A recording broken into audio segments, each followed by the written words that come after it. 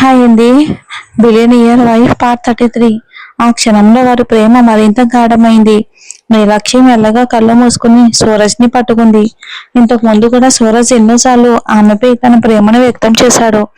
కానీ ఈ రోజు మాత్రం ఆ అనుభూతి పూర్తిగా భిన్నంగా ఉందని ఇద్దరికీ అనిపించింది. సూరజ్ ఆమెను మరింత ప్రేమగా తనని హత్తుకోగా మీనాక్షి సిగ్గుతో అతని గుండెలపై తలవాల్చింది. ఆమెకు చలి వేయకుండా అతని ఓ వెచ్చని దుప్పట్లో ఆమెను కప్పేశాడు. ఆ తర్వాత ఆమెను జాగ్రత్తగా ఎత్తుకుని మంచంపై ఉంచాడు. ఇద్దరు తమ ప్రేమను, మనసులోని భావాలను మాటల కంటే ఎక్కువగా ఒకరికొకరు తెలియచేసుకున్నారు. ఎన్నో రోజులుగా ఒకరిపై ఒకరు దాచుకున్న ప్రేమ ఆ క్షణంలో మరింత బలపడింది. ఆ అందమైన కలయికతో ఇద్దరు హృదయాలు కూడా ఒకటయ్యాయి. ఆ గదిలో వినిపించింది వారి ప్రేమతో నిండిన నిశ్శబ్దమే. ప్రతి క్షణం సూరజ్ పెదవులపై నీలా నీలా అనే పిలుపు వినిపిస్తుంది. నీలాక్షి కూడా అతని ప్రేమకు తన హృదయంతోనే స్పందించింది. అలా వారి జీవితంలో మరుపురాని మధురమైన క్షణం మొదలయ్యింది. జీవితంలో అన్నీ ఉన్నా తన మనసులో ఎన్నో సంవత్సరాలుగా మోస్తున్న భారం అంతా ఆ రోజు ఎందుకో తొలగిపోయినట్టుగా సూరజ్కి అనిపించింది.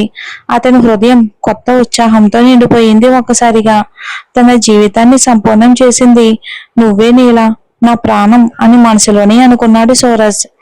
ఎన్నాళ్ళుగానో అసంపూర్ణంగా ఉన్న తన జీవితం ఈ రోజు పూర్తయినట్టుగా అతనికి అనిపించింది.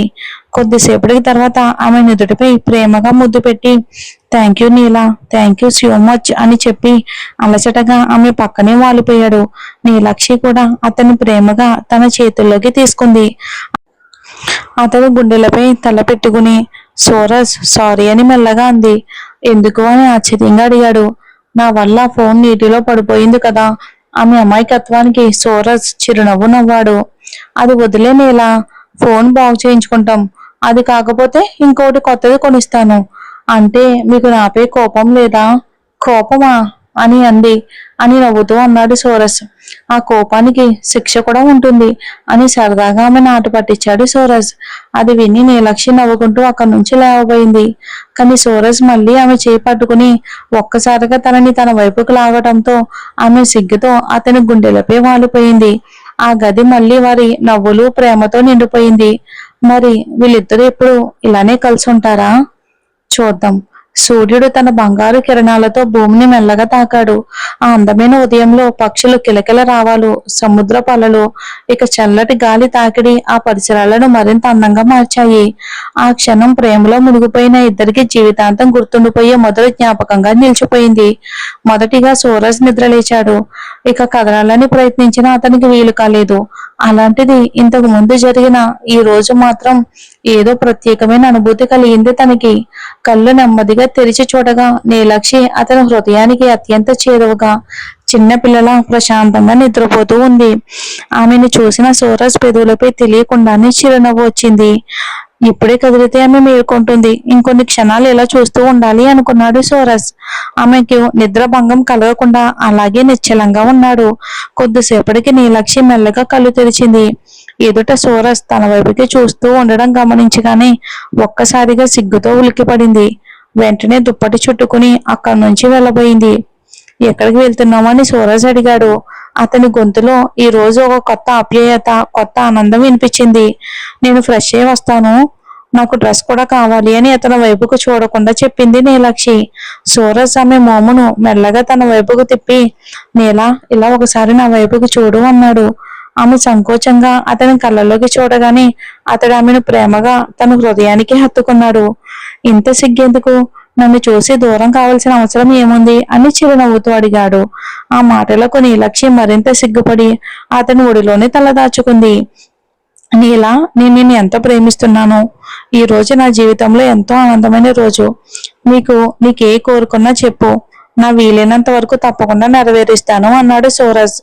అతని గుండెపై వేళ్లతో ఆడుకుంటూ నీలాక్షి మెల్లగా నాకు ఒక చిన్నారి కావాలి, మీలో ఉండే బంగారు బిడ్డ. ఇంకా మీరెప్పటికీ నన్ను వదిలి దూరం కాకూడదు అని అమాయకంగా చెప్పింది.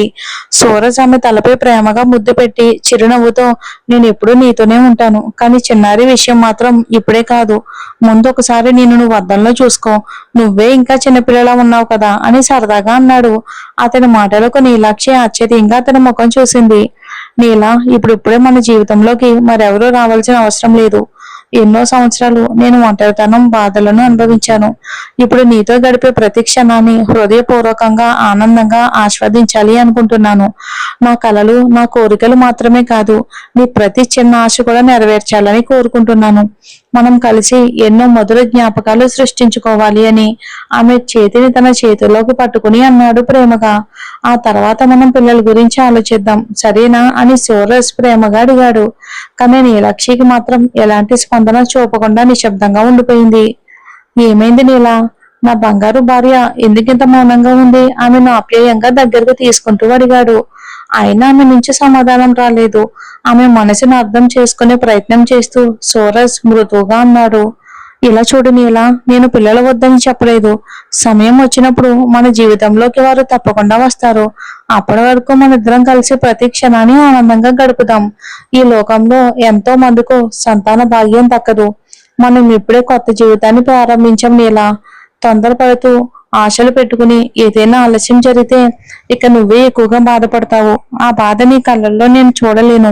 అప్పటి వరకు నీకు నేను ఒక చిన్న పిల్లాన్ని, నాకు నువ్వే నా చిన్నారి అని చెప్పి చిన్న పిల్లాడిలా ఆమెకు మరింత దగ్గరయ్యాడు. అతని అల్లరికి నీలాక్షి ఆశ్చర్యపడి చాలు అంటూ నవ్వుకుంటూ అతన్ని కొద్దిగా దూరం చేయాలని ప్రయత్నించింది. కానీ సూరజ్ మాత్రం ఆమెను వదలకుండా ప్రేమగా అల్లరి చేస్తూనే ఉన్నాడు. అయితే నీలాక్షి మనసులో మాత్రం మరో ఆలోచన నడుస్తుంది. తన భర్తను అవమానించిన వాళ్ళందరికీ సమాధానం చెప్పాలని, అతనిపై చేసిన ఆరోపణలన్నీ తప్పని నిరూపించాలని ఆమె కోరుకుంది. అందుకే ఆమెకు బిడ్డపై అంతటి తపన. ఆమె పరధ్యానంలో ఉండడం గమనించిన సూరజ్ ఆమె దృష్టిని తన వైపుకు మళ్ళేలా చిన్న అల్లరి చేశాడు. అయ్యో అంటూ ఆమె చిన్నగా అరిచింది. వెంటనే సూరజ్ నవ్వుతూ ఆమెను ఓదార్చాడు. కొద్దిసేపటికి ఇద్దరి మధ్య మళ్ళీ నవ్వులు సరదా మాటలు నిండిపోయాయి. వారి ప్రేమ మరింత గాఢమైనది. ఇది ఇలా ఉండగా అరుణ మాత్రం తన అన్న మరణించిన విషయాన్ని పెద్దగా పట్టించుకోలేదు. అతను తాగుడుకు బానిస, ఇలా జరుగుతుందని ముందే తెలుసు అని నిర్లిప్తంగా అనుకుని ఆ విషయాన్ని మనసులో నుంచి తీసేసింది. ఆ రోజు హాస్పిటల్ నుంచి ఆమె ఇంటికి తిరిగి వచ్చింది. ఆమెను చూడడానికి అనన్య కూడా వచ్చింది. అమ్మ, డాక్టర్ ఇంటికి వెళ్ళొచ్చన్నారు, కానీ కొద్ది రోజుల పాటు చాలా జాగ్రత్తగా ఉండాలి. నడుముకు బెల్ట్ కట్టుకుని మాత్రమే నడవాలి. బరువైన వస్తువులు ఎత్తకూడదు. ఇంట్లో మీకు పెద్దగా పని ఉండదు. అయినా అవసరమైన జాగ్రత్తలు మాత్రం మర్చిపోవద్దు అని అనన్య చెప్పింది. సరే అను, ఆ పని మనిషి ఉంటే కొంచెం సహాయం అయ్యేది. ఇప్పుడు అది కూడా లేదు. ఇక ఒక పని చేద్దామా? నేను మీ ఇంటికి వచ్చి ఉండనా? నువ్వు ఉంటావు, అందరం కలిసి ఉంటారు. ఒకసారి అల్లుడితో మాట్లాడి చూడు అని అరుణ అడిగింది. అనన్య వెంటనే తలూపింది. అమ్మా, ఇప్పుడే నడుం గాయమయ్యిందిగా, అది చాలదా? అక్కడికి వెళ్ళి మళ్ళీ నీలక్షితో గొడవ పడితే పరిస్థితి ఇంకా చేజారిపోతుంది. ఇప్పుడు అలాంటి పరిస్థితులు ఏమీ వద్దు. ఏంటను, నువ్వు కూడా అమ్మాయిని చూసి భయపడుతున్నావా? నేను అనుకున్నది వేరే అని అరుణ అసహనంగా అంది. అనన్య చల్లగా నవ్వింది.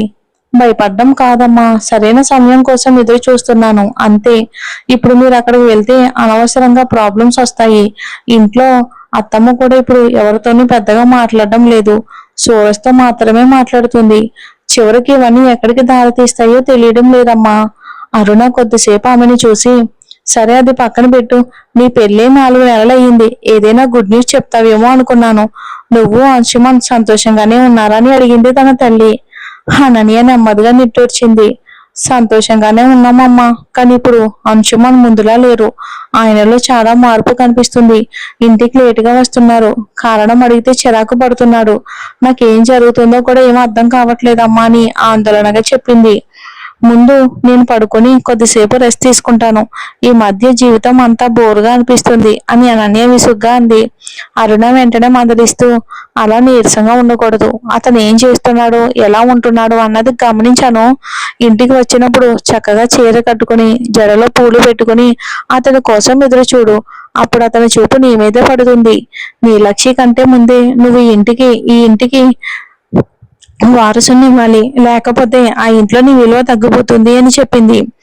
అను చిరునవ్వు నవ్వుతూ, అమ్మ, మీరు కూడా వింతగా మాట్లాడుతున్నారు. నీ లక్ష్య గురించి మీరు ఎందుకు అంత ఆలోచిస్తున్నారు?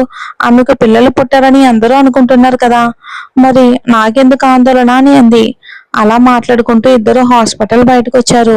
కొద్దిసేపటికి తర్వాత అనన్య మళ్ళీ మాట్లాడుతూ, అమ్మా, ఆ నీలక్షి సూరజ్ ఇద్దరు ఈ మధ్య చాలా హ్యాపీగా తిరుగుతున్నారు. నేను ఇంటి నుంచి వెళ్ళి ఇప్పటి వరకు రాలేదు. ఆమెకు దక్కుతున్న అదృష్టం చూస్తూ ఉంటే ఆశ్చర్యంగా ఉంది. నేను మాత్రం అంచుమన్ను ఒక్కసారి బయటికి తీసుకెళ్ళమంటే ఏదో ఒక కారణం చెప్పి తప్పించుకుంటున్నాడమ్మా అంటూ వెనక్కి తిరిగి చూసింది.